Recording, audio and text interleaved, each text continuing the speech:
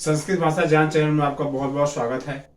आज हम नया टॉपिक शुरू करने वाले हैं वाच्य, क्योंकि मैंने विगत वर्षों के प्रश्नों में देखा तो उसमें एक टॉपिक आया है वाच्य परिवर्तन। आखिरकार ये वाच्य होते क्या है, कैसे इनका परिवर्तन होता है, आइए हम सीखने और जानने का प्रयास करते हैं। तो वाच्य क्या होते हैं? वाच्य का शाब्दिक अर्थ वाक्य से लिया जाता है। आखिरकार उस वाक्य में किसकी प्रधानता है? सबसे पहला पॉइंट, किसकी प्रधानता है?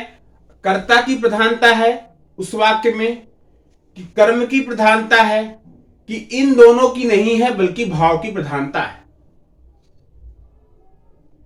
तो साधारण भाषा में हम कहें तो क्या हम कह सकते हैं, जैसा कि मैंने लिखा है, क्रिया के उस परिवर्तन को वाच्य कहते हैं। क्रिया में जो परिवर्तन आता है, और क्रिया में परिवर्तन किसके कारण आता है? आप जानते हैं, उस कर्ता के कारण आएगा, या कर्म के कारण आएगा, या भाव के कारण आता है। यह परिवर्तन किससे होता है? किसमें होता है? यह पुरुष में भी हो सकता है और वचनों में दिखाई देता है।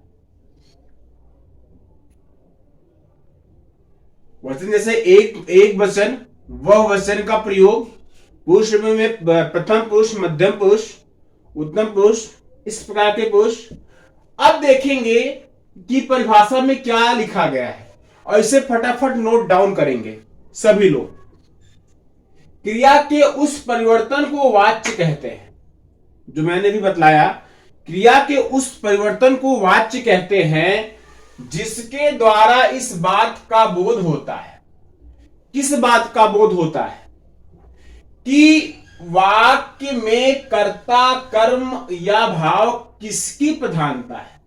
मैंने बोला था ना, किसकी प्रधानता है। किसमें?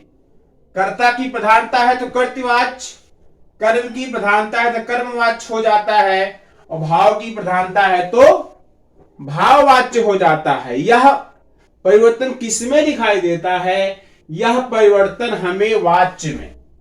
किसमें? वाच्य में। अगर वाच्य में कर्ता की प्रधानता है तो कर्तृवाच्य, कर्म की प्रधानता है तो कर्मवाच्य, और भाव की प्रधानता है तो भाववाच्य होता है। इसमें किसके अनुसार क्रिया के पुरुष और वचन आदि आए हैं? इन वाक्यों में वचन और पुरुषों को भी, वचन और पुरुष भी दिखाई देते हैं। इनका भी परिवर्तन होता है किसके अनुसार? कर्ता, कर्म या भाव के अनुसार। तो यह इसकी परिभाषा रही। अगली वीडियो में हम जानेंगे कि वाच्य के प्रकार कितने हैं। अगली वीडियो में क्या जानेंगे हम? इनके प्रकार के बारे में चर्चा होगी कि आखिरकार इनके प्रकार कितने हैं। मैंने बता तो दिए हैं आपको, 3 प्रकार हैं। प्रकार कितने हैं? 3। नोट कर लीजिए। एक है कर्तृवाच्य, दूसरा कर्मवाच्य,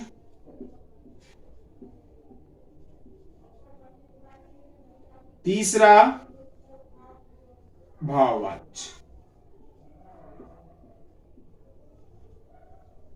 इन तीनों के बारे में अध्ययन करेंगे।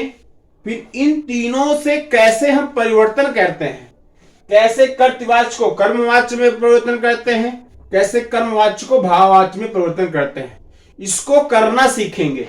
क्योंकि प्रश्न क्या आता है कि कर्तृवाच्य को कर्मवाच्य में परिवर्तन कीजिए या कर्मवाच्य को भाववाच्य में परिवर्तन कीजिए।